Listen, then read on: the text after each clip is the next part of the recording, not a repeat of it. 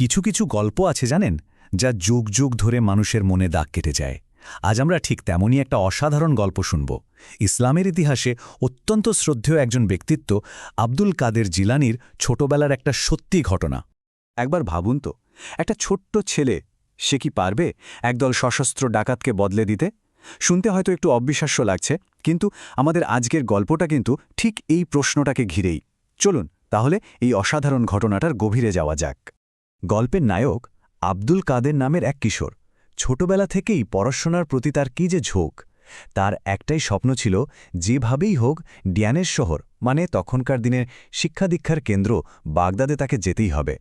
আর এই ছেলেই কিন্তু পরে আব্দুল কাদের জিলানী নামে জগৎজোড়া খ্যাতি লাভ করেন।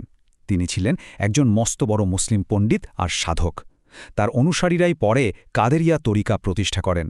বলা যায় তার ছোটবেলার এই ঘটনাটাই তার ভবিষ্যতের মহৎ জীবনের ভিত্তি করে দিয়েছিল। তো বাগদাদ তো যাবে, কিন্তু মায়ের অনুমতি তো লাগবে। আব্দুল কাদের মায়ের কাছে গেলেন। মাও রাজি হলেন, তবে একটা শর্তে। যাত্রার আগে ছেলের কাছ থেকে তিনি খুব গুরুত্বপূর্ণ একটা শপথ নিলেন। তখনকার দিনে যাত্রা তো আর সহজ ছিল না, তাই মা খুব সাবধানে ছেলের জামার আস্তরণের ভেতরে ৪০টা সোনার মুদ্রা সেলাই করে দিলেন, একেবারে লুকিয়ে, যেন কেউ টের না পায়। এটা ছিল তার পথের খরচ। আর সেই প্রতিজ্ঞাটা কি ছিল জানেন? মা বললেন, বাবা আমাকে কথা দে, যাই ঘটুক না কেন, যত বিপদই আসুক, তুই কখনো সত্যি কথা বলা ছাড়বি না। আর এই একটা কথাই কিন্তু পুরো গল্পের মোড় ঘুরিয়ে দেবে। তো মায়ের দোয়া আর বুকের ভেতর সেই প্রতিজ্ঞাটা নিয়ে আব্দুল কাদের বেরিয়ে পড়লেন বাগদাদের পথে। রাস্তাটা ছিল অনেক লম্বা আর বিপদসংকুল, কিন্তু জ্ঞানের জন্য তার যে টান, তার কাছে কোনো বাধাই বাধা নয়। মা আর নিজের বাড়ি ছেড়ে তিনি একটা কাফেলার সাথে যোগ দিলেন। একা একা যাওয়া তো নিরাপদ নয়, তাই অনেকে মিলে একসাথে যাত্রা করাই ছিল তখনকার নিয়ম। ব্যাস, কাফেলা চলতে শুরু করল বাগদাদের দিকে। যাত্রা বেশ ভালোই চলছিল, কিন্তু গল্পের আসল নাটকীয়তা তো এখনও বাকি। হঠাৎ করেই এমন একটা ঘটনা ঘটল যা সব কিছু ওলটপালট করে দিল। আব্দুল কাদেরের সামনে এসে দাঁড়াল তার জীবনের সবচেয়ে বড় পরীক্ষা। কিছু বুঝে ওঠার আগেই একদল ডাকাত পুরো কাফেলার উপর ঝাঁপিয়ে পড়ল। সবার যা কিছু ছিল সব কেড়ে নিতে শুরু করল। চারিদিকে শুধু চিৎকার আর ভয়, একটা আতঙ্কজনক পরিস্থিতি। এবার একজন ডাকাত এসে দাঁড়াল ছোট্ট আব্দুল কাদেরের সামনে, ধমক দিয়ে জিজ্ঞেস করল, কিরে ছোকরা, তোর কাছে কি আছে? যখন সবাই ভয়ে নিজের জিনিসপত্র লুকানোর চেষ্টা করছে, তখন আব্দুল কাদের কি করলেন জানেন? একদম শান্ত গলায় উত্তর দিলেন, আমার কাছে ৪০টা সোনার মুদ্রা আছে। ৪০টা সোনার মুদ্রা? ডাকাতটা তো শুনে ঠিক। আরে এমন বিপদের সময় কেউ সত্যি কথা বলে, তাও আবার এতগুলো সোনার মুদ্রার কথা, এটা তো বিশ্বাস করার মতোই না। ডাকাতটা ভাবল ছেলেটার নির্ঘাত মজা করছে, ওর কাছে আবার পয়সাকড়ি থাকবে কোত্থেকে। সে আর দেরি না করে আব্দুল কাদেরকে টেনে হিচড়ে নিয়ে গেল তাদের সর্দারের কাছে। আর এখানেই গল্পের আসল মজা।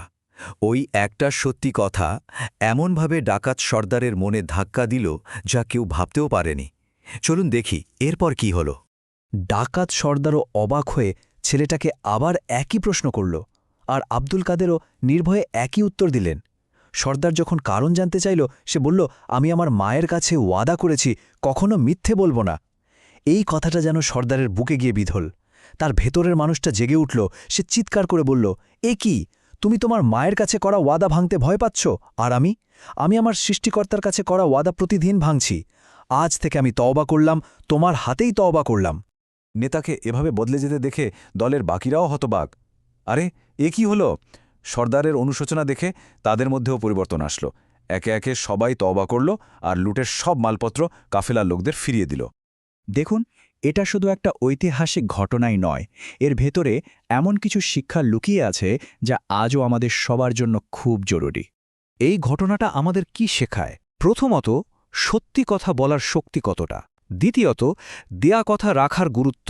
আর ভয়ের মুখেও কিভাবে সাহসী থাকতে হয়। কিন্তু সবচেয়ে বড় শিক্ষাটা হলো, একজনের সততা আর নিষ্ঠা চাইলে একটা পুরো দলকেও বদলে দিতে পারে। তাহলে শেষে এসে প্রশ্নটা এটাই দাঁড়ায়, একটা মাত্র প্রতিজ্ঞা, একটা মাত্র ওয়াদা কিভাবে শুধু একজন মানুষের নয়, বরং তার আশেপাশের জগৎকাকেও পুরোপুরি বদলে দেওয়ার ক্ষমতা রাখে? এই গল্পটা কিন্তু আমাদের ঠিক এই গভীর প্রশ্নটার সামনেই দাঁড় করিয়ে দেয়।